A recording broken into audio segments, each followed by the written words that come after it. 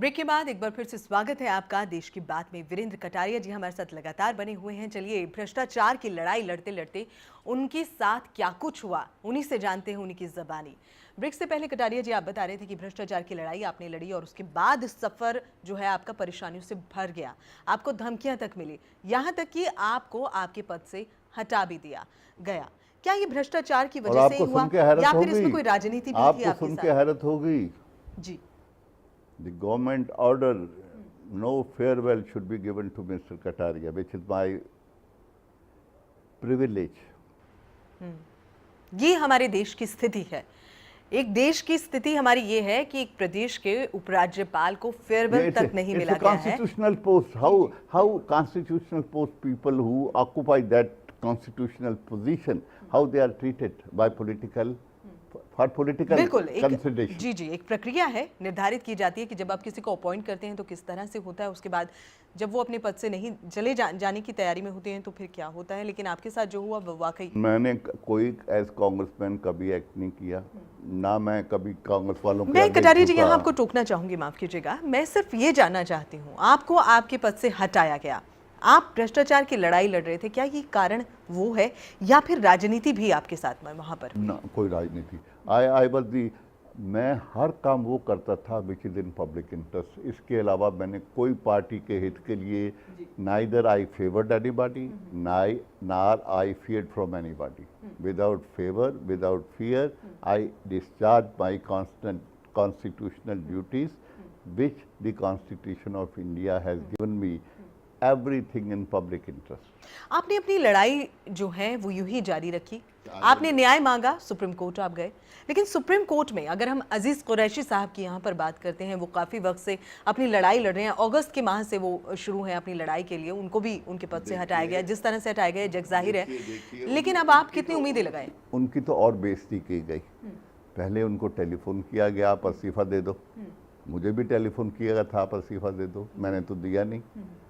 उन्होंने टेलीफोन इस्तीफा के लिए उन्होंने भी मना कर दिया था कि मैं नहीं दूंगा। नहीं, सुन तो लीजिए ना। जी जी। वो कोर्ट में चले गए before he was removed, he went to the court. ठीक है ना। अच्छा जी, फिर वो चल रहा है। सुप्रीम कोर्ट ने कहा जो ये मसला इन्होंने उठाया है, it is about the appointment and removal of the governor, section so and so, which require constitutional व्याख्या इसकी होनी चाहिए। वो कॉन्स्टिट्यूशन बेंच करेगा 5 जजों का। बंद है केस। उसके बाद मैंने भी यही किया। आप भी सुप्रीम कोर्ट गए कि according to me and the latest judgment of the Supreme Court which was delivered in 2010, जिसमें ये था कि it is not the player of the president only to remove the governor. उसका प्लेयर हो, जब तक उसका प्लेयर हो तब तक रहेगा, जब तक वो प्लेयर विड्रा कर लेता है वो नहीं रहेगा। This is not correct. There must be some cognizant reason. This is what was decided by the Supreme Court in 2010। There must be some cognizant reason. अगर पॉलिटिकल विचारधारा गवर्नर की और नई सरकार की नहीं मिलती, this is not the reason they should be defeat, because it's a constitutional post. Third, कोई ना कोई वैलिड रीजन होना चाहिए, तब होगा। अब इसका टेस्ट तो हुआ नहीं। टेस्ट तो सुप्रीम कोर्ट दोबारा, देखिए ना, सुप्रीम कोर्ट सुनेगी तब इसका टेस्ट होगा कि सुप्रीम कोर्ट की जो जजमेंट है जिसमें ये लिखा गया है, फैसला किया गया है, ये तो हमें पॉलिटिकल बिना पे हिला दिया।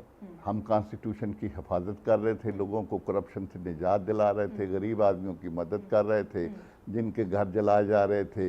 लॉ एंड ऑर्डर इतना ख़राब था कि दर्जनों आदमियों को कत्ल कर दिया गया, दर्जनों आदमियों के घर जला दिए गए, पैसे जिन्होंने नहीं दिए उसको कर दिया गया है।